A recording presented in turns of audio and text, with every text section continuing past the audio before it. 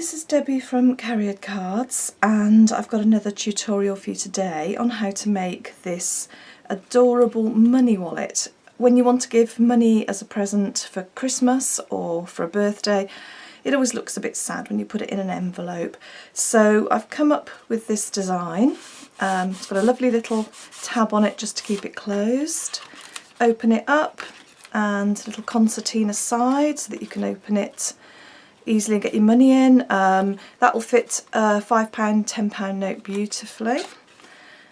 There's one design, and there's another one using the DSP that's in the current catalogue at the moment called Maritime. Isn't that really cute? Okay, so I'm going to show you how to make this. So I've started off and just prepared this just to save you having to watch me cut it out. Just for this demonstration, I'm not using Stampin' Up card. The reason being, this one is Night of Navy Stampin' Up card and the Maritime DSP, and it really is gorgeous. It's got a lovely quality feel to it. But I did find when I was scoring it, because you score through the 2 layers, I find it a little bit more difficult to keep the embossing stylus in the grooves, and I didn't want to be demonstrating that on camera with it jumping out of the grooves. So I've just gone, just for this demonstration, for a slightly thinner card, just so that I can show you without making some huge errors. And this is some retired DSP. So, even with, you know, the slightly lower quality card, it still looks lovely. But to be honest, out of choice, I would definitely use Stampin' Up card. You can tell the difference if you have a look. You know, that one is bending slightly. This one just holds its shape and it just feels nice. Anyway, having said that, I've started off with a piece of blue card at 8.5 inches across and 5 3/4 inches down. Don't worry about the sizes, I'll put them on my blog. I'll put a link to them at the end of this video and I'll list all the sizes for you. So 5 3/4 by 8.5, and then what I've done is just rounded the corners here using a corner rounder, just so for the front. I haven't bothered with the other side of it, just here. And then a piece of DSP at 8 1/4 inches by 5 3/4 inches, and I've just glued that onto here, and I've let it dry, because if you've got wet glue on there and you start embossing, you can end up with sort of funny lumps and bumps. So I've rounded the corners there, rounded the corners there, and rounded the corners on both edges of that, stuck it down. Okay, I'm then going to bring in my wonderful Simply Scored board. I don't know what I would do without this board. I use it for so many different projects. Now, normally you score on the correct side, on the side you're going to be looking at, but for this I'm going to be scoring on the rear of it. I've decided that's going to be the front flap, so this bit here, so I need that to go over there. Okay. And I take my embossing stylus that comes with the board and I put a score mark at 3 inches. So this will be the base, that's this bit. So 3 inches, and just score down. You want to put quite a bit of pressure because you want to go through both layers of card. 3 inches and 3 3/8 of an inch. There, okay. And then for the top, we've got more score lines. I'm just trying to see which one you can see it the best on, possibly this one. If you can see, there are 4 score lines there, and that's so that you can get a slightly rounded effect here. I wanted a nice flat base, but a rounded effect when I opened it. So I'm not sure how well that's showing up, but I'll show you here. So we've done the 2 score lines there. Here we're going to go at 6 1/2 inches. So, and then we're going to see, you see it's still popping just out slightly. It's because I'm going through 2 layers of card. So take your time. I'm going probably a bit quicker than I should, and also I would normally stand up and score over it, whereas I'm sat right back here and having to lean over, so it's a bit more difficult. So 6 1/2, 6 5/8, so we end up with 4 score lines on this side, 6 6/8, and 6 7/8. So we've got 4 score lines there. Okay, now we're going to bend that there because that's going to form the base. You don't use your bone folder, you don't need that sharp a crease, you just need it to hold its shape. So bend there and bend on this second score line. So that will be the base, and then what I want to do is make this slightly rounded, so I'm going to gently bend the 2 outer score lines and then I'm going to bend it over my finger. I'll show you. So bend the first one just so you start the folding, and I'm going to just bend the other outer one. Right, and then I'm going to put my 2 fingers, or I'm going to put one finger there underneath so that that supports it, and then just sort of bend, because I've got the 2 score lines in the middle, bend it around my finger, and then that helps form, you see, this curved edge. And then the other side. Okay, so you can see we've now got the basis of our money wallet. Now we're going to make the concertina part in here. So you cut 2 pieces of card to 3 inches by 2 7/8 of an inch. So I just need to make sure I've got the 3 inches across there, and I have.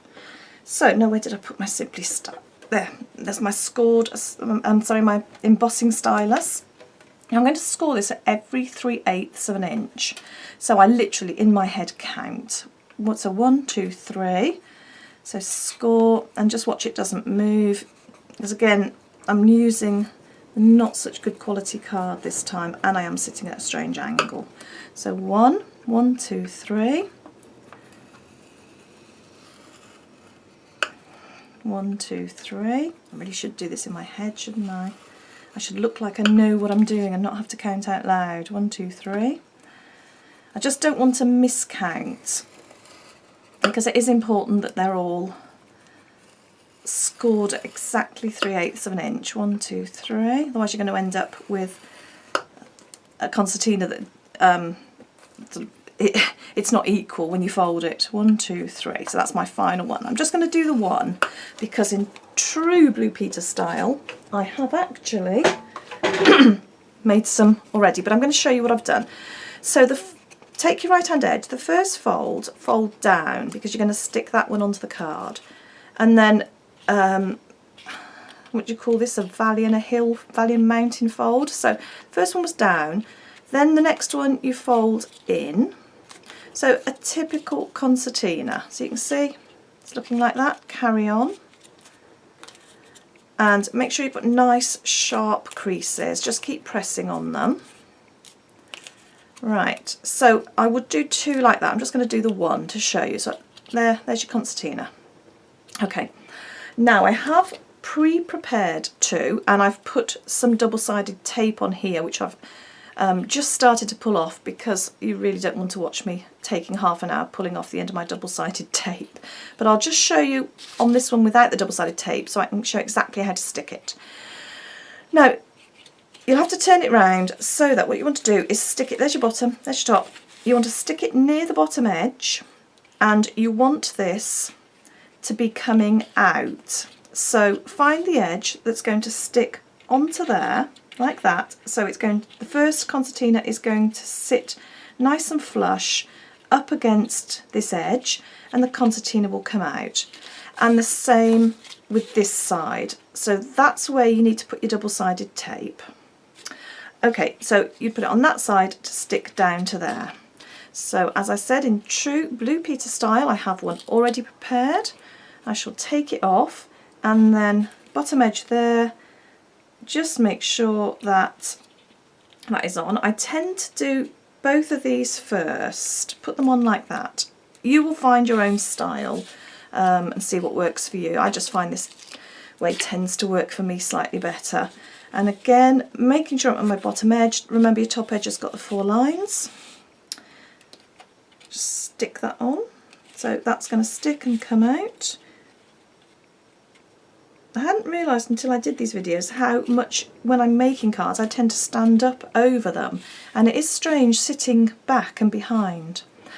Now again, this is personal preference. You might find it easier to do both sides at once, or you may find it easier to do one side at a time. I just personally find it easier to do one side at a time. So double-sided tape, take that off, fold your concertina down, and then bring this up, making sure that your bottom edge will be nice and straight. This bit is probably the most fiddliest bit, and once you've got this attached it's very easy after that. So bring that up and press it down. You can see we've now got our first concertina. Make sure it's really well stuck because you don't want that coming undone. And then with the second edge again, take your double-sided tape off, press that down, bring this up and over and make sure that it's nicely stuck. There we go. Okay, so we've now got the basis of our money wallet. In fact, I should have brought some money actually to put it inside and shown you, but I've left it in the other room. But you'll have to believe me, it does honestly fit in there. Right, now we're going to make the band just to hold it tight. You can put a button on there if you want and put a little loop. You can buy some really gorgeous little magnets off eBay that will just pop that closed, but I just quite like that. I think it just finishes it and it gives you a nice place to put your gift tag. So to do that, to make the band, I cut another piece of card 1 inch by 8 inch, and I don't know if you can see on there, I've just embossed 2 lines. There's lots of different ways you could decorate this. I've embossed it. You could cut a piece of DSP to go down on there. You can just have a play really. I tend to like my embossing lines facing outwards. That's just personal preference, nothing wrong with them facing the other way. So I tend to put the rougher side of the card to the top, so the good side is down. Lay my card straight down there, and then there's the edge, so I just look for the next notch in, the 1/8 of an inch in, run my my stylus down there. I find it quite difficult to work that close to the corner, so I just tend to turn this around. That's again just personal preference. You'll find your own way of working. So there we have 2 embossed lines.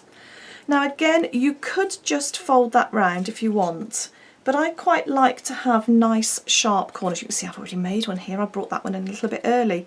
Again, I think it just gives it that sort of more professional looking finish. So I also, right, that's my good side, turn that upside down, and I just scored some lines so that when I folded it I got the nice sharp creases. So I scored at 2 inches. Again, I'll put all these on my blog. 2.5 inches, and then 5 5/8 of an inch, and 6 1/8 of an inch. Right, and I'm finished with my Simply scoreboard for now.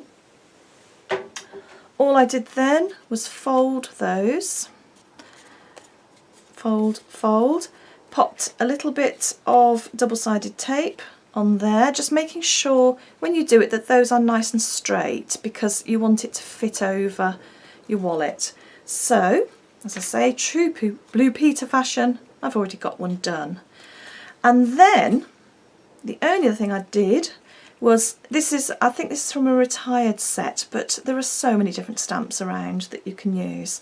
So I just stamped a little greeting, and this is a perfect size. If you've got the Curvy Keepsake die, it comes with 3 beautiful little sized gift tag dies. It comes with a square one, a round one and an oval one, and it's just absolutely a perfect size to fit on something like this. So I just stamped that, cut it out with the die. I also got a piece of our gorgeous, gorgeous silver ribbon. This is so adorable. It is really lovely and slim, and it's so sparkly. I'm not sure how well it shows on the camera, but it is lovely, and it just finishes this off an absolute treat. So this is the moment of truth.